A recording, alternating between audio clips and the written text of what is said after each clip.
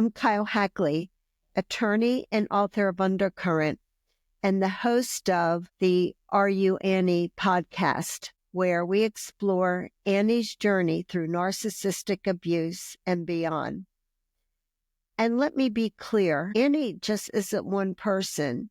Annie is anyone, any man, any woman who has ever experienced narcissistic abuse. Now, in this episode, we're going to dive into empathy, where it becomes a trap and the silent struggle of the person caught in the narcissist's grip. So let's get to it. One of the most insidious aspects of being in a relationship with a narcissist is that emotional push and pull. It's that constant cycle of feeling hurt, then feeling guilty for feeling hurt. At the core of this cycle is the reality that many narcissists, though controlling, arrogant, and manipulative, are deeply insecure. Sounds paradoxical, doesn't it? Yet it explains so much. The narcissist's need for power, validation, and dominance often comes from a place of profound fear and inadequacy. Now, it's possible they suffered a trauma or abandonment or some kind of emotional neglect in their past. And on some level, they carry wounds that have never healed. And for the person who is in the narcissist's grip, who is usually highly empathetic, the pain is so visible. And that's why it's easy to fall into a trap. Because when you care so deeply about others, it's natural to want to understand why they act the way they do. So naturally, you look for explanations. Well, maybe they lash out because of fear of being abandoned again. Maybe they use control because they have never felt safe before. Maybe they can't show love properly because nobody ever showed them love. Over time, this understanding turns into rationalization. You start to make excuses for the narcissist's behavior. You see their pain and think, they don't really mean to hurt me. But here's the dangerous part. Understanding someone's wounds does not mean that you have to endure their abuse.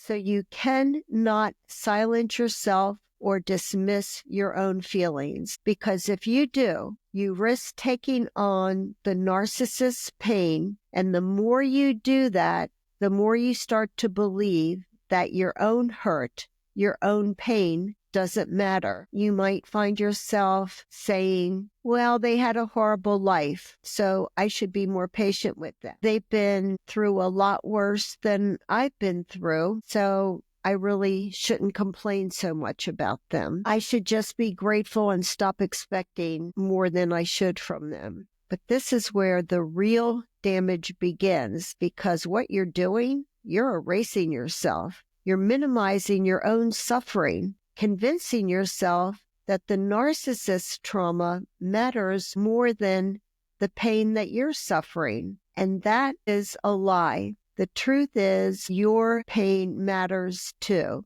Two truths can exist at one time. Yes, the narcissist may have suffered in their lifetime. Their wounds are absolutely real. Their past probably did shape them. But your suffering is real too. Their pain does not justify the way they treat you. Narcissistic dynamics create an unspoken rule. Their emotions, fears, and wounds are the priority. And over time, you absorb that message. You start to believe that your role is to carry their burden and suppress your own feelings. There's a harsh truth to all of this. You cannot fix a narcissist. One of the most difficult things to realize is that no amount of love, patience, or understanding will heal a narcissist, because they don't believe that they're the problem. Many people in these relationships hold on to hope. If I can just love them enough, I can help them see their way. But the truth is, the narcissist will never heal if they don't want to. And in the process of trying to fix them, you may lose yourself entirely. It's important that you understand that you are allowed to feel your hurt and pain. Being an empath doesn't mean you need to sacrifice yourself for someone else's healing. Feeling hurt does not make you selfish. It just makes you human. If you take one thing from this episode, please let it be this. Recognizing someone's pain does not mean you have to endure it. You are allowed your own feelings. You can't sacrifice yourself for someone else's healing, no matter what the narcissist has been through. It's not your job to bear the weight of their damage at the expense of your well-being. And to be clear, I'm not saying that you shouldn't be empathetic. Not at all. Empathy is a beautiful and powerful part of who you are. It allows you to connect, to care, and to love deeply. But empathy should never come at the cost of your own emotions, your own needs, your own pain. You are just as worthy of compassion as anyone else.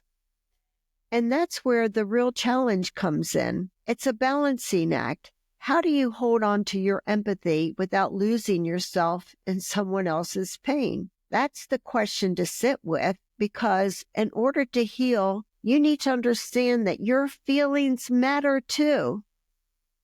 If anything in this episode resonated with you, I'd love to hear your thoughts. Share your experiences in the comments or reach out, because that's why AreYouAnnie exists. When you share your story, you're not just speaking for yourself, you're lighting the way for someone else. This podcast is for both men and women. It's for anyone who needs validation and support. It's about walking through fire to reach the other side of narcissistic abuse. It's about reclaiming the pieces of who you are and stepping back into your power. If you haven't already, please hit subscribe. I truly believe doing so will help others find us. And remember, you're not just a survivor. You are a warrior against narcissistic abuse. You are stronger than you know. And I want you to be tenacious and never give up on what you believe in. Thank you so much for listening, and until next time.